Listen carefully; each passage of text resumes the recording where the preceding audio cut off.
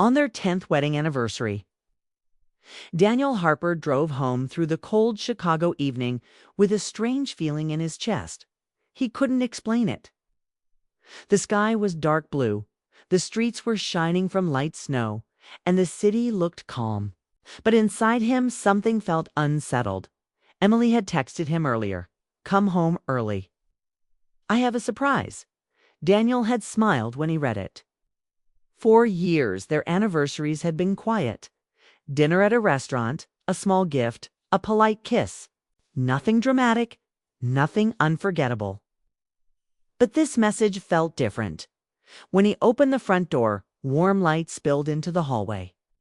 Soft jazz music floated from the living room. The house smelled like roses and roasted.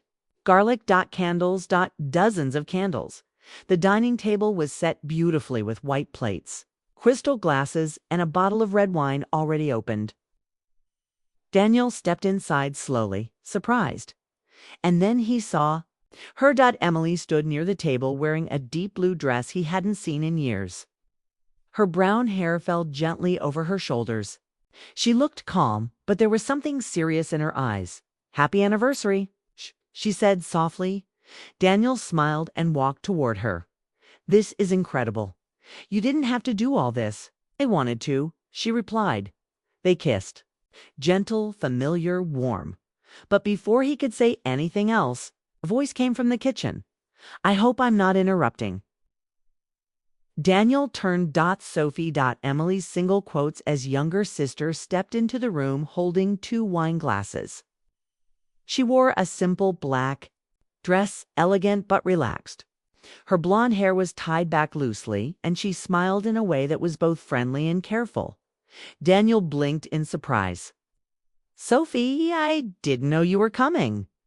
Emily glanced at her sister before answering. "I'd ask her to join us." Daniel laughed lightly, trying to understand. "So this is a family anniversary now." Sophie walked closer and handed him a glass. "Relax, Daniel. It's still your night." There was something in her voice, playful but not fully light. They sat down at the table. The candles flickered between them. Outside, snow began to fall softly against the windows. For the first few minutes, everything felt normal. They talked about their wedding day in Napa Valley, about how Daniel had almost forgotten his vows, about how Emily cried during their first dance. Sophie laughed at their memories, asking small questions, filling in details. But Daniel noticed something. Emily wasn't laughing as much as she used to when they told these stories. She smiled, but her eyes didn't fully shine. Dinner was delicious. Steak, roasted vegetables, warm bread. Sophie poured more wine. Daniel felt relaxed, maybe too relaxed, halfway through the meal. Emily set down her fork carefully. "Daniel," she said. Her voice was calm but serious. "Yes." She looked at him directly. "Are you happy?" The question hit him harder than he expected. "Of course I am," he said quickly. "Why wouldn't I be?" Emily didn't answer right away. Sophie remained silent, watching. Daniel shifted in his chair. "What's this about?" Emily took a slow breath. "I feel like you're somewhere else lately." He frowned. "Somewhere else? You're here," she said softly, "but not really here." The room felt smaller. Suddenly, Daniel forced a smile. "Work has been busy, you know that." "I know," she said. "But it's more than work." Sophie leaned back in her chair, crossing her legs, listening carefully. Emily continued, her voice steady but emotional. "You don't talk to me the way you used to. You don't look at me the same." Daniel felt his chest tighten. "That's not true." But even as he said it, he wasn't sure. He had been distant. Long hours at the architecture firm, late calls, quiet dinners. Even when they sat together on the couch, sometimes they scrolled through their phones instead of speaking. Still, that was normal, wasn't it? Marriage changes. Life gets busy. Emily folded her hands on the table. "I don't want us to slowly fade without noticing." Daniel looked at Sophie, hoping she would laugh and break the tension. She didn't. Instead, she spoke calmly. Emily has been worried for months. He turned back to his wife. You told Sophie. Yes, Emily said honestly. She's my sister. Daniel felt exposed. So this is an intervention? No, Sophie said gently. It's honesty. The words stayed in the air. Honesty. Daniel took a sip of wine to steady himself. I'm not cheating on you, Emily. No, you're not, she replied immediately. That's not what this is. Then what is it? Emily hesitated. Her eyes softened. It's about connection. Silence filled the room again. Daniel's mind began to race. Was he really that distant? Had he missed something important? He looked at Emily carefully now. She was still beautiful, still kind, still the woman he married 10 years ago. But maybe he hadn't shown her that he saw her.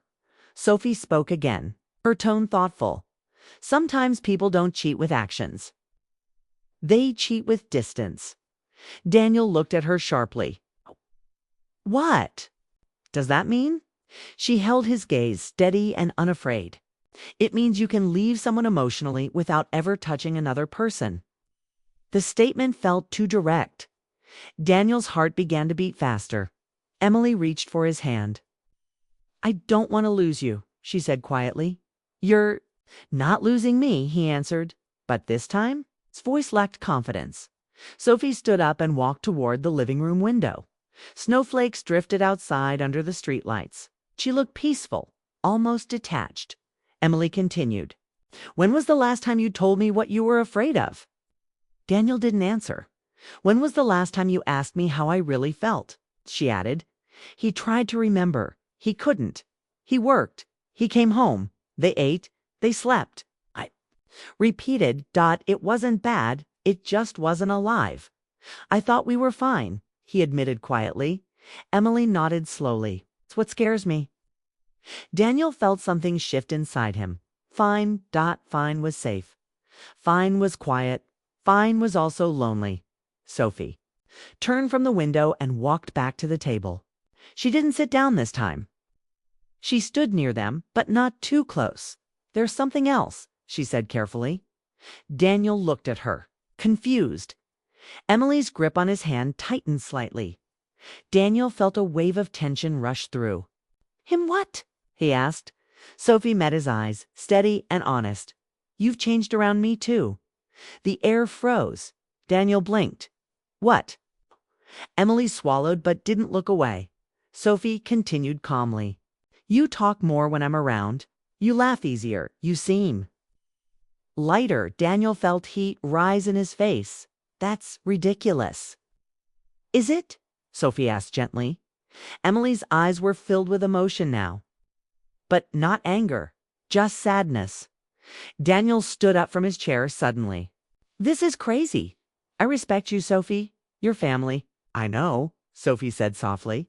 And I respect you. Then why say something like that? Because pretending not to notice doesn't make it disappear. The words hit him. Hard. He turned to Emily. Do you believe this? Oh. She nodded slowly. I've seen it too. Daniel ran a hand through his hair. His mind was racing. He had never crossed a line, never sent a message, never touched Sophie inappropriately. But had he enjoyed her attention? Yes. Had he noticed her energy? Yes. Had he compared it, even quietly, to the silence at home? Maybe. The realization scared him. I would never hurt you, he told Emily firmly. I know, she said again. That's why we're talking. Daniel looked between the two sisters, so different, yet standing together. This wasn't an attack, it was a mirror, and he didn't like what he was seeing. Sophie stepped back slightly, giving them space. This isn't about breaking anything. She said it's about stopping something before it breaks you. Daniel felt his defenses weakening. He sat back down slowly. The candles flickered again, shadows dancing across their faces. He looked at Emily, really looked at her. She wasn't accusing him. She was asking him to fight for them. I don't want distance, she whispered. He felt his chest ache. For the first time that night, he understood the seriousness of the moment. This wasn't just an anniversary dinner. It was a turning point, and he had no idea what he would say next. The snow outside fell heavier now. Inside, 3 hearts waited in fragile silence. The silence after Sophie's words felt heavy, almost sharp. Emily was still holding his hand. If she had shouted or cried loudly, he could have defended himself. But her calm honesty left him nowhere to hide. "Say something," she whispered. Daniel swallowed. His mouth felt dry. "I never meant for any of this to happen." Sophie remained standing, but she stepped farther back, giving them space. Her expression was serious now, without any trace of playfulness. Emily nodded. "No." Daniel closed his eyes for a second. He had enjoyed the way she listened closely when he spoke about work. He had liked how easily she laughed at his jokes. He had felt lighter around her, and that was the problem. "I've been lonely," Emily said suddenly. Her words cut through him. "Yes," she replied. "But living together and—" He felt guilt spread through his chest. He remembered the nights he came home late and went straight to the shower. The times she tried to talk and he gave short answers. Sophie moved to the kitchen and poured herself a glass of water. She wasn't leaving. She wasn't interfering. Daniel stood up and walked toward the window. Outside, the world looked peaceful, untouched. Inside, everything felt exposed. "I felt something," he admitted finally, still facing the glass. Not love, not desire in some wild way. Just attention, energy, something different. Emily listened carefully. "I hated myself for noticing," he continued. "Every time I caught myself smiling too much when Sophie talked, I felt ashamed." Sophie spoke softly from behind him. "I noticed too." Daniel turned around slowly. "Why didn't you say something earlier?" She shrugged lightly. "I hoped it would fade. I never wanted to hurt my sister." Emily's eyes filled with tears, but they didn't fall. "I trusted both of you. You still can," Daniel said quickly. "I swear, nothing happened." Emily walked toward him now. She stood only inches away. "This isn't about what happened. It's about what almost happened inside you." The words were honest, not cruel. Daniel felt exposed in a way he never had before. He had built buildings his entire life, strong and stable. But he hadn't protected his own marriage with the same care. "I've been stressed," he said. "Work is intense. I feel pressure all the time." "And I'm your wife," Emily replied gently, "not your roommate. You're supposed to share that with me." He realized she was right. He had carried his stress alone. Instead of leaning on her, he had shut her out. Sophie stepped closer but stayed a few feet away. But small distances grow fast. He looked at her, then back at Emily. "Do you think I wanted this tension? I love you." "Then fight for us," Emily whispered. T took her hands in his. "I choose you." Her eyes searched his face. "Not because you're guilty, not because you're scared, but because you want me." "I want you," he said firmly. The air shifted slightly, not lighter, but clearer. Sophie let out a quiet breath. That's all she needed to hear. Daniel looked at her with a mix of gratitude and discomfort. "Did you plan this together?" Emily nodded. "Yes." "For how long?" "4 weeks," she admitted. He felt surprised, but also impressed. Instead of arguing in secret, instead of building silent resentment, they had chosen confrontation. "Why involve Sophie?" he asked. Emily answered honestly. "Because she was part of what I was feeling. I never wanted to stand between you." "You didn't," Daniel said. "I let myself drift." The admission felt painful, but also freeing. Emily touched his face gently. "Still see me?"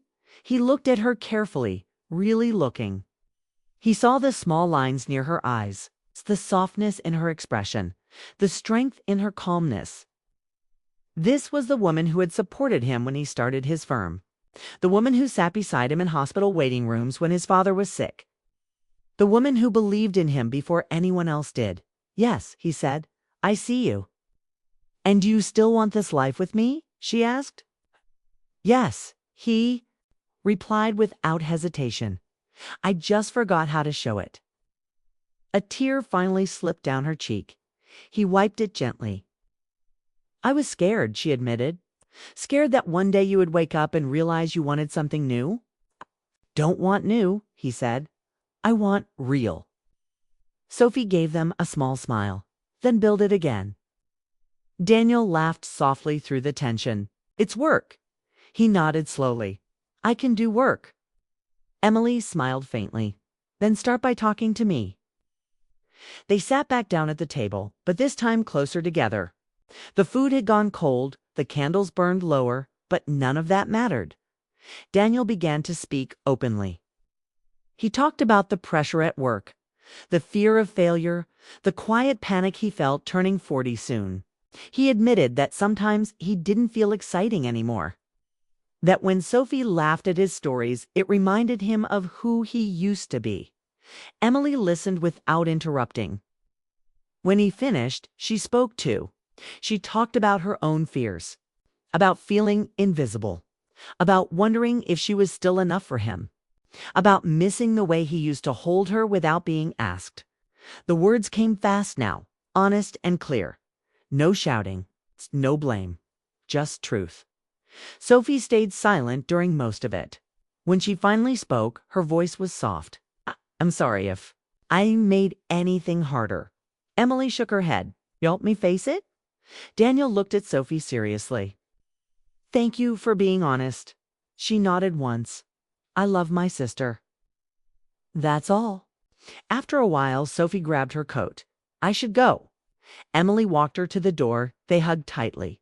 No jealousy, no tension, just sisters who had protected something important. Before leaving, Sophie looked at Daniel. "Don't waste this chance." "I won't," he promised. The door closed quietly behind her. The house felt different now. Quieter, but not empty. Daniel turned to Emily. For the first time in months, he felt fully present. "I'm sorry," he said again. "I know," she replied. He stepped closer and wrapped his arms around her. This hug was not automatic. It was intentional, strong, certain. Outside, the snow continued to fall, covering the streets in white. Inside, they stood together in the soft candlelight, aware of how close they had come to losing something precious. Emily pulled back slightly and looked into his eyes. "We almost let silence win." "But we didn't," he said. She nodded. That night was not perfect. It was not magical or romantic in a simple way. It was honest, raw, real. And as they blew out the candles together, Daniel understood something clearly. Temptation had not nearly destroyed their marriage. Distance had. And distance could be closed. But only if both people chose to move closer.